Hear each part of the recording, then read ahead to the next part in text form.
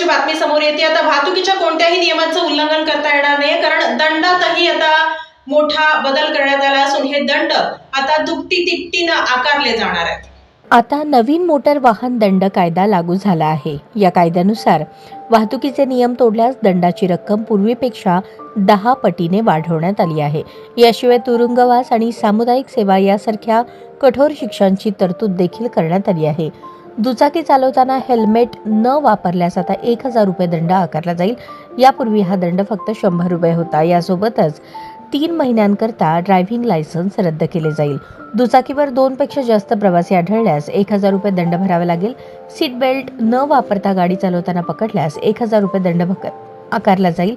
यापूर्वी हा दंड फक्त 100 रुपये होता. सिग्नल तोडल्यास आता 5000 रुपये दंड भरावा लागेल. यापूर्वी हा दंड 500 रुपये होता. वाहन चालवताना फोनवर बोलताना आढळल्यास 5000 रुपये दंड आकारला जाईल. यापूर्वी हा दंड 500 रुपये होता. निर्धारित वेग मर्यादा ओलांडल्यास किंवा धोकादायक पद्धतीने गाडी चालवल्यास 5000 रुपये दंड आकारला जाईल. मद्यपान करून वाहन चालवताना आढळल्यास 10,000 रुपये दंड आणि 6 महिन्यांचा तुरुंगवास होऊ शकतो. दुसऱ्यांदा असे करताना आढळल्यास दंड 15,000 रुपये किंवा 2 वर्षांचा तुरुंगवास होऊ शकतो. रुग्णवाहिका किंवा इतर आपत्कालीन सेवांचा मार्ग अडवल्यास 10,000 रुपये दंड भरावा लागेल.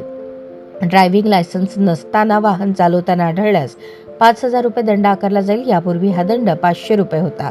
विमा नसताना वाहन चालवलेले आढळल्यास 2000 रुपये दंड किंवा 3 महिन्यांचा तुरुंगवास होऊ शकतो. 18 वर्षांखालील मुलांना वाहन चालवताना आढळल्यास 25,000 रुपये दंड आणि 3 वर्षांचा तुरुंगवास होऊ शकतो. यासोबतच वाहनाची नोंदणी 1 वर्षाकरता रद्द केली जाईल आणि 25 वर्षांपर्यंत ड्रायव्हिंग लायसन्स मिळणार नाही. नवीन मोटर वाहन दंड कायद्यानुसार वाहतुकीचे नियम पाळणे अत्यंत गंभीर आहे.